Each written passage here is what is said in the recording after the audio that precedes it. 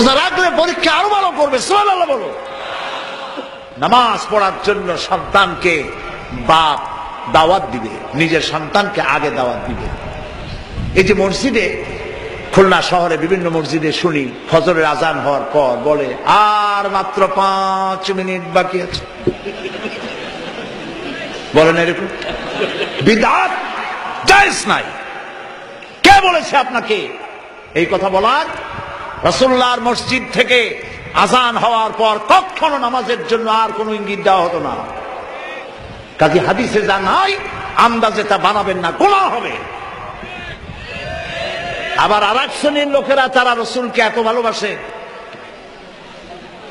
আজান দেওয়ার আগে আসসালাতু আসসালামু আলাইকা ইয়া রাসূলুল্লাহ, আসসালাতু আসসালামু আলাইকা ইয়া হাবিবাল্লাহ এই বলে আজান দেয়। কোথায় পাইছেন? আপনারা কি সাহাবীদের চাইতে রাসূলুল্লাহকে বেশি ভালোবাসতে পারবেন? জবাব দেন, পারবেন? পারবেন? সারা পৃথিবীর সব মুসলমান একত্রিত হয়ে একজন সাহাবীর মহব্বত রাসূলকে দিতে পারবে না।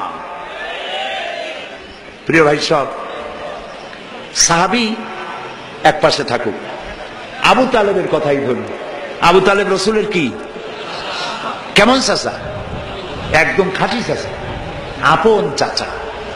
রাসূলুল্লাহকে এত মহব্বত কেউ করতে পারেনি। বাপের যত্ন তো তিনি পাননি।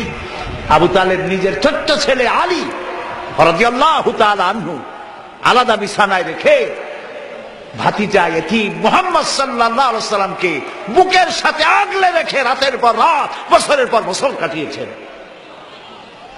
আবু তালেবের ইন্তেকালের সময় রাসূলুল্লাহ বললেন, চাচা একটি বার আমার কানে শুনান লা ইলাহা ইল্লাল্লাহু মুহাম্মাদুর রাসূলুল্লাহ, একটা বার শুনান। তিনি শুনাইতে ব্যর্থ হয়ে গেলেন। কাফেররা নেতারা সব কাছে, তার চিন্তা হলো আমি এই সময় যদি ইসলাম কবুল করি তাহলে নেতারা কবে কি যে দোজখের ভয়তে আবু তালেব বাপদাদার ধর্ম পরিত্যাগ করলো। রাসূলুল্লাহ মুখ মলিন করে উঠে গেলেন। আবু তালেবের ইন্তেকাল হলো। একজন সাহাবী এসে রাসূলকে বললেন, হে রাসূল, আমি আবু তালেবের মুখ ইন্তেকালের সময় নড়তে দেখেছি, তিনি কালেমা পড়েছেন বলে আমার মনে হয়। রাসূলুল্লাহ বললেন, আমি শুনি নাই। হাদিস হচ্ছে কিয়ামতের দিন সবচাইতে কম শাস্তি হবে আবু তালেবের। সেই কম শাস্তিটা কি? জাহান্নামের আগুন দিয়ে এক জোড়া জুতা তৈরি করে দেওয়া হবে আবু তালেবের পায়ে। সেই আগুনের জুতার তাপে মাথার চামড়ি ফেটে গিয়ে মগজ গলে গলে পড়তে থাকবে। আল্লাহু আকবার। এত যত্ন করলো রাসূলকে, এত ভালোবাসা দিলেন, শুধু ঈমান আনতে পারেন নাই বলে এই দশা কিয়ামতে হবে।